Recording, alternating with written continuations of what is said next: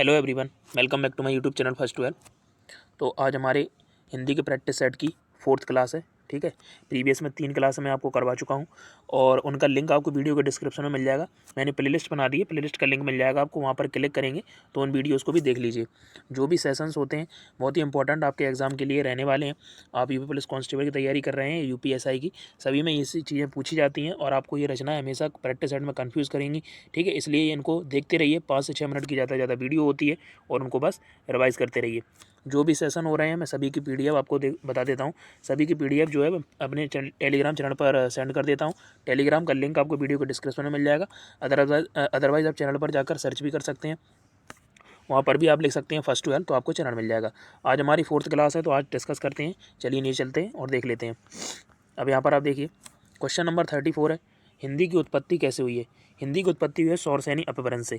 अब इससे और कितनी कितनी भाषाएं निकली हैं, जैसे राजस्थानी भाषा, पहाड़ी भाषा और गुजराती भाषा, ये भी हिंदी सौरसैनी अपभ्रंश से निकली हुई हैं। अनुकरणात्मक क्रिया कौन सी है।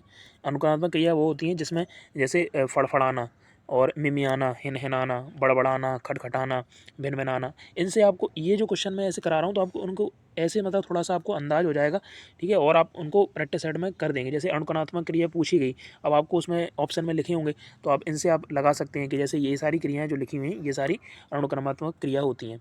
अब पशु का विशेषण, पशु का विशेषण बहुत कन्फ्यूज़ करता है, पार्श्विक होता है। ठीक है, कुछ लोग पशुता लगा देते हैं, पशुता नहीं होती है। ठीक है, अब यहाँ पर और चलिए, विशेषण पार्श्विक होता है, पशुता वो एक भाववाचक संज्ञा होती है। वैदिक संस्कृत, सॉरी यहाँ पर हिंदी की उत्पत्ति वाला क्वेश्चन था, हिंदी की उत्पत्ति कैसे हुई है। तो सबसे पहले आई थी वैदिक संस्कृत 1500 BC से लेकर 1000 BC तक। फिर आई लौकिक संस्कृत 1000 BC से लेकर 500, पाली 500 से लेकर 1 AD, प्राकृत 1 से लेकर 500 AD, अपभ्रंश 500 से लेकर 1000 AD और फिर हिंदी 1000 से लेकर अब तक। ठीक है, ये सारे हिंदी का क्रम है। वाच्य के कितने प्रकार होते हैं, 3 प्रकार, कृतवाच, कर्मवाच और भाववाच। आगे चलिए, अष्टछाप के सर्वश्रेष्ठ कवि के रूप में किनको माना जाता है, भक्त कवि के रूप में सूरदास को। प्रताप नारायण मिश्र की कौन कौन सी रचनाएं, कली कौतुक, प्रताप लहरी, ये सारी रचनाएं प्रताप नारायण मिश्र की हैं। महावीर प्रसाद द्विवेदी की रचना कौन सी है, हिंदी भाषा की उत्पत्ति। अब नीचे चलते हैं और डिस्कस करते हैं। आगे देखिए, बालकृष्ण भट्ट की कौन सी रचना है, नूतन ब्रह्मचारी, 100 अजान 1 सुजान, और एक इनकी है हिंदी प्रदीप, वो पत्रिका है इनकी। ठीक है, मीराबाई के गुरु कौन है, रैदास, जिनको रविदास के नाम से जाना जाता था। पूर्वकालिक क्रिया देख लीजिए, वह जैसे वह चाय पीकर खेलने गया, ऐसे क्वेश्चन होंगे, उनको पूर्वकालिक क्रिया के रूप में देखा जाता है।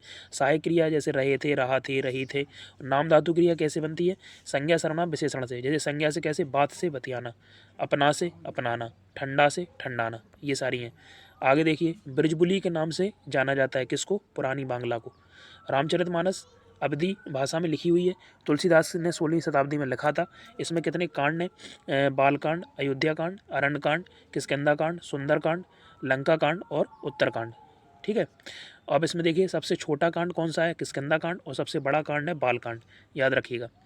और यहाँ पर आप देखिए, ज्ञानपीठ पुरस्कार, ज्ञानपीठ पुरस्कार विजेता अपने हिंदी के पहले मैं आपको बताता हूँ, पहला तो मिला था जी शंकर ग्रुप को 1965 में मलयालम भाषा के लिए। अब हिंदी के आप देख लीजिए, लाइन से मैं आपको बता देता हूँ, इनको आप नोट कर लीजिएगा। हिंदी के लेखक देखिए, सुमित्रा नंदन पाल 1968 में मिला था इनको चिदम्बरा के लिए। 1972 में रामधारी सिंह दिनकर को मिला था उर्वशी के लिए। 82 में महादेव वर्मा को यामा के लिए।